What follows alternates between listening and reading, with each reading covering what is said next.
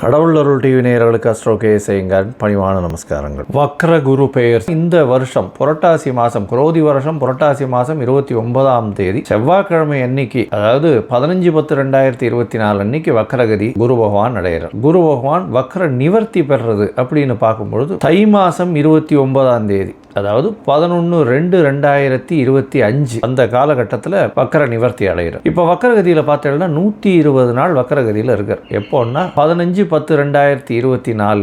11/2/2025 வரை இருக்கக்கூடிய காலகட்டத்தில் வக்கரகதி அடைகிறார். இந்த வக்கரகதியில் பார்த்தீங்கன்னா மிருகசீரிஷம் 2ஆம் பாதத்திலிருந்து ரோகிணி 3ஆம் பாதம் வரலும் வரார். அதற்கப்புறம் வக்கர நிவர்த்தி ஆகிடுறது. சரி, இப்போ வக்கரம் ஆகும் பொழுது என்னென்ன பலன்களை கொடுப்பார் அப்படின்றத பார்க்கலாம். இப்போ பார்த்தீங்கன்னா குரு பகவான் வக்கரகதி அடையும் போது என்ன ஆகும் அப்படின்னா, அவருக்கு உண்டான தீட்சிண்யம் கொஞ்சம் கம்மியாகக்கூடிய வாய்ப்புகள் நிச்சயமாக உண்டு. கிரகங்களிலேயே முதல் சுபர்னு சொல்லக்கூடியவர் குரு பகவான். எந்த இடத்தில் இருந்தாலும் அவர் கெடுதலை செய்ய மாட்டார். அதனால் ஒன்று அவருடைய விஷயத்தை அவர் செய்ய வேண்டிய செய்வாரே தவிர அவருக்கு எதிர்வினையாக செய்ய தெரியாது, செய்யவும் மாட்டார். தவறான விஷயங்கள் செய்ய மாட்டார். அதனால தான் அவர் குரு பகவான் பேர் வச்சு குரு அப்படின்னு சொன்னாலே அது பெரிய ஏற்றத்தை கொடுக்கக்கூடியவர். சரி, இந்த குரு பகவான் இருக்கக்கூடிய இடம் இருக்கக்கூடிய இடத்தை விட பார்க்கக்கூடிய இடம் அதிகமாக வலுப்பெறும். தனித்த குரு, தனித்த அந்தணன் பாழ்னு சொல்லுவாங்க. தனித்த குரு இருந்ததுன்னா ரொம்ப அனலைஸ் பண்ணி அந்த இடத்துக்கு எடுத்துரும். அதனால் தனித்த குருவாக இருக்கிறதை விட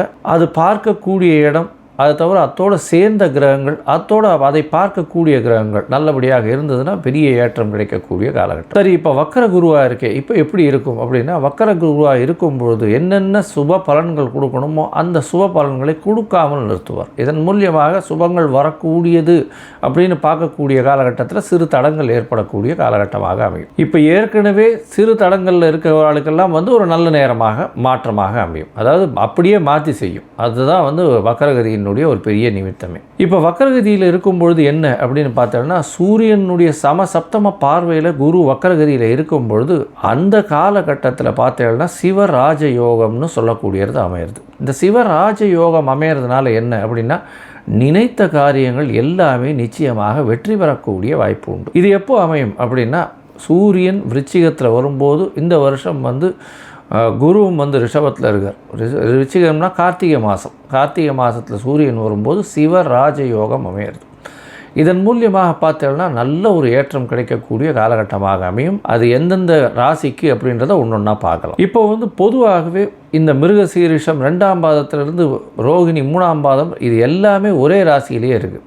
சரி, ஒரே ராசியிலே இருக்கிறதுனால இது ஒரு பெரிய மாற்றத்தை எப்படி கொடுக்கும் அப்படின்னா, வக்கரகதியில் இருக்கும்பொழுது அதனுடைய பாதங்கள் மாறுறதுனால ஒரு மாதத்துக்கு ஒரு தரம் நவாம்சத்தில் அது பாதங்கள் மாறும். மிருகசீரிஷம் 2ஆம் பாதம்னா கன்னியில் வரும். அதற்கு பிறகு 1ஆம் பாதம்னு சொல்லும்போது சிம்மத்தில் வரும்.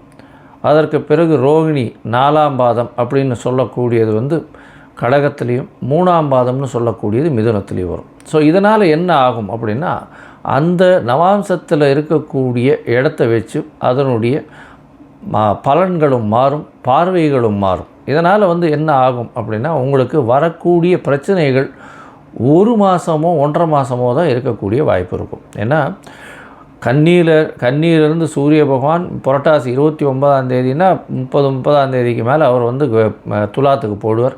துலாம், விருச்சிகம், தனுசு இதுக்கு போகிறாருன்னு வச்சுக்கோங்க. மார்கழி முடிஞ்சு அதுக்கப்புறம் தை மாதம் 29 தேதி அப்படின்னும் போது மகர ராசிக்கு போய் 29 தேதிக்கு போகிறார். இந்த 4 மாதம்னு சொல்லக்கூடியது 120 நாளை தான் பொதுவாகவே இந்த வக்கரகதி அடையிறது. சரி, குரு அப்படின்னு சொல்லும்போது அவர் காரகத்துவம் அப்படின்னு சொல்லுவோமே. ஆனால் குரு பகவானுக்கு உண்டான காரகத்துவம் புத்திர காரகன். அவர் தன காரகன். அதை தவிர தொழிலுக்கு முக்கியமானவர். லாபத்தை ஈட்டி கொடுக்கணும் அப்படின்னா குரு தான் மிகவும் முக்கியமானவர். தொழிலில் மாற்றங்கள் வரணும் அப்படின்னா குரு மிகவும் முக்கியமானவர். அதனால் குரு வக்கரகதி அடையும் போது இந்த 4 ஏரியாவும் பாதிக்கப்படும். அதாவது புத்திர காரகத்துவமும், திருமணத்திற்கு பாக்கியத்தையும், அதை தவிர தன காரகத்துவமும், அதை தவிர பார்த்தீங்களேனால் அவருடைய தொழில் ஸ்தானத்தையும், அதை தவிர காரகம்னு சொல்லக்கூடியது லாபஸ்தானத்தையும் காரகத்தையும் சொல்கிறது. இந்த 4 விஷயங்களும் பிரச்சனைகளுக்கு உண்டாகும். சரி, இப்படி பிரச்சனை வரும்போது என்ன பண்ணலாம், எளிய பரிகாரம் என்ன பண்ணலாம் அப்படின்னா, குரு பகவானுக்கு உண்டான தட்சிணாமூர்த்தியை போய் சேவிச்சுட்டு வர்றது. சரி, அதற்கப்புறம் அவருக்கு ஒரு மஞ்சள் கலர் வஸ்திரம் அங்கே போய் கொடுத்துட்டு வர்றது. அதை தவிர படிக்கக்கூடிய சிறார்கள், சின்ன குழந்தைங்க, படிக்கக்கூடிய மாணவ மாணவியர்கள், அவர்களுக்கு எழுது பொருட்கள் இல்லைன்னா அவர்களுக்கு உண்டான படிப்பு பொருட்கள் வாங்கி பொருட்களாக வாங்கி கொடுக்கறது, பைசாவாக கொடுக்காம. அதை தவிர பார்த்தீங்கன்னா மஞ்சள் வஸ்திரம் தானம் கொடுக்கறது. குருவுக்கு உண்டானது இந்த அரச மரம்னு சொல்லுவோம். இந்த அரச மரம் அப்படின்னு சொல்லக்கூடியதும் முல்லை செடி இல்லை கொடி அது சொல்கிறோம் இல்லையா, அது அருகில் இருக்கக்கூடிய கோவில்லையோ ஆற்றுலையோ வைக்கக்கூடியதாக இருக்கலாம். அதாவது சுண்டல் பண்ணி தட்சிணாமூர்த்திக்கு வியாழக்கிழமை பண்ணி கொடுக்கறதுனால நல்லது. சூரியனுடைய உதயம்னு சொன்னோமையானால் வியாழக்கிழமை அன்னைக்கு குரு ஹோரையாக இருக்கும், முதல் 1 மணி நேரம். அந்த ஹோரையில் நெய்யில் விளக்கு குரு பகவானுக்கு போடுறதன் மூலியமாக, தட்சிணாமூர்த்திக்கு போடுறதன் மூலியமாக உங்களுக்கு எந்த பிரச்சனைகளும் இல்லாமல் இருக்கும்.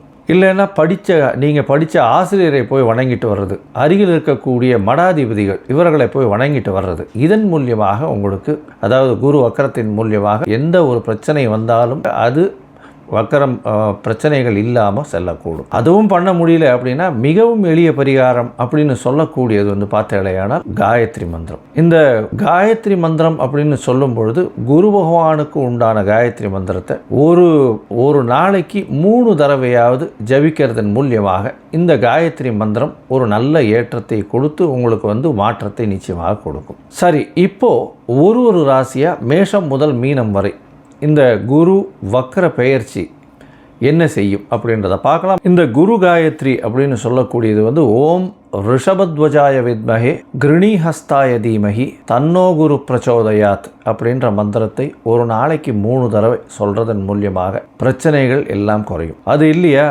இன்னொரு காயத்ரி மந்திரம் அப்படின்னு சொல்லக்கூடியது ஓம் குருதேவாய வித்மஹே பிரம்மானந்தாய தீமஹி தன்னோ குரு பிரச்சோதயாத் அப்படின்ற காயத்ரி மந்திரத்தையும் சொல்லலாம். இதில் ஏதாவது ஒன்று டெய்லி ஜபிச்சின்னு வர்றதும் ரொம்பவும் விசேஷம். ஒரு நாளைக்கு 3 தடவை சொல்கிறதன் மூலியமாக உங்களுக்கு வரக்கூடிய வந்த பிரச்சனைகள் எல்லாமே கண்டிப்பாக சென்றுவிடும். சிம்மம், மகம், பூரம், உத்திரம் இந்த 3 நட்சத்திரம் 9 பாதங்களை கொண்ட ராசி. ராசியின் அதிபதினு சொல்லக்கூடியவர் சூரிய பகவான். இந்த குரு வக்கர பயிற்சியின் காலத்தில் பார்த்தாலேயானால் உங்களுடைய ராசிக்கு 10ஆம் இடத்தில் குரு பகவான் இருக்கார். குரு பகவான் வக்கரம் பெற்று 10ஆம் இடத்தில் போகிறது உங்களுக்கு ஒரு பெரிய ஏற்றத்தை கொடுக்கும். சிம்மராசிக்காரர்களுக்கு இவ்வளோ நாளாக தொழிலில் பெரிய பாதிப்பு இருந்தது, இப்போது பெரிய மாற்றங்கள் இருக்கக்கூடிய காலகட்டமாக அமைய போகிறது. இந்த காலகட்டத்தில் பார்த்தலையானால் உங்களுக்கு நல்ல ஏற்றம் இருக்கும். நீங்கள் பேசக்கூடிய வார்த்தைகளில் நல்ல ஒரு நெடுகு சுழிவு இருக்கக்கூடிய வாய்ப்புகள் உண்டு. பேசுகிற பேச்சில் நல்ல ஒரு ஏற்றம் கிடைக்கக்கூடிய காலகட்டமாக அமையும். இருந்தால் உங்களுடைய ராசிக்கு பார்த்தோன்னா 11ஆம் மாதம் 15ஆம் தேதிக்கு மேலே, அதாவது மிருகசீரிஷம் 1ஆம் பாதம் வரும்பொழுது உங்களுடைய ராசியிலேயே குரு பகவான் இருக்கிறதா இது நவாம்சத்தில் இருக்கும். அந்த காலகட்டத்தில் உங்களுடைய உடல்நிலையில் பிரச்சனை வரக்கூடிய வாய்ப்புகள் நிச்சயமாக உண்டு.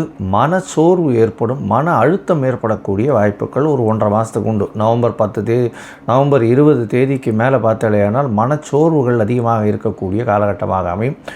ஜனவரி மாதம் 10 தேதி வரலும் அந்த காலகட்டம் அமைய போகிறது.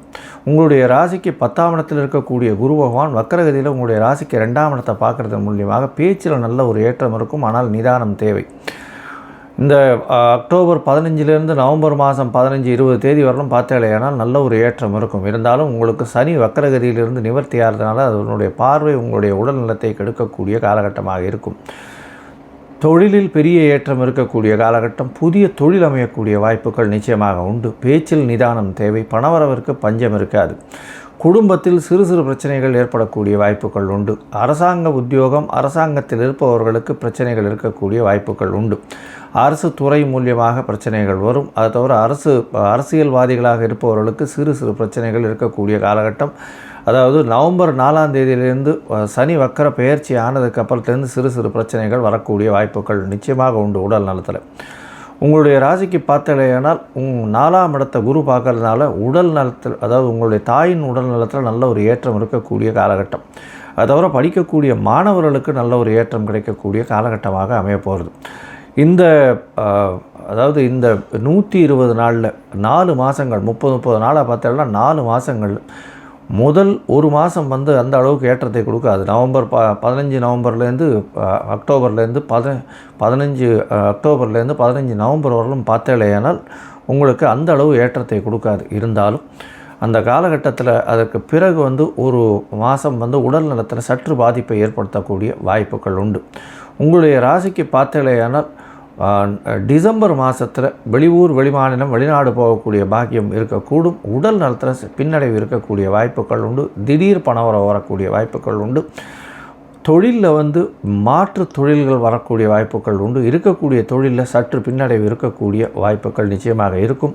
கூட்டாளிகள் மூலியமாக பிரச்சனைகள் வரக்கூடிய வாய்ப்புகள் நிச்சயமாக உண்டு. தந்தையின் உடல்நிலையில் சற்று பின்னடைவு இருக்கக்கூடிய வாய்ப்புகள் உண்டு. புதிய வீடு மனை வாங்கக்கூடிய காலகட்டமாக அமையப்போகிறது. இந்த 120 நாளில் பார்த்தலையானால் இந்த குரு பகவான் வக்கர பயிற்சியில் இருக்கும் பொழுது தன லாபங்களை கொடுப்பான். ஏன்னா 2ஆம் இடத்தையே வந்து குரு பகவான் பார்க்கறதுனால, வக்கர குருவாக இருக்கிறதுனால தன லாபத்தை கொடுத்து அதன் மூலியமாக பிரச்சனைகளையும் கொடுக்கக்கூடிய காலகட்டமாக இருக்கும். உங்களுக்கு வேலையில் மாற்றங்கள் வரும். வேலையில் ப்ரமோஷன் வரக்கூடிய வாய்ப்புகள் நிச்சயமாக உண்டு. அது தவிர வெளியூர் வெளிமாநிலம் செல்லக்கூடிய காலகட்டமாக இந்த வாட்டி வருது. அது வந்து டிசம்பர் மாதத்துலேருந்து ஜனவரி மாதம் வரலும் உண்டான காலகட்டத்தில் வெளியூர் வெளிமாநிலம் போகக்கூடிய வாய்ப்புகள் நிச்சயமாக வரும். இந்த சிம்மராசிக்காரர்களுக்கு பார்த்தலையானால் உங்களுடைய ராசிக்கு 4ஆம் இடத்தை குரு பகவான் பார்க்கறதுனால படிக்கக்கூடிய மாணவர்கள் போட்டித் தேர்வில் வெற்றி பெறக்கூடிய வாய்ப்புகள் நிச்சயமாக வரும்.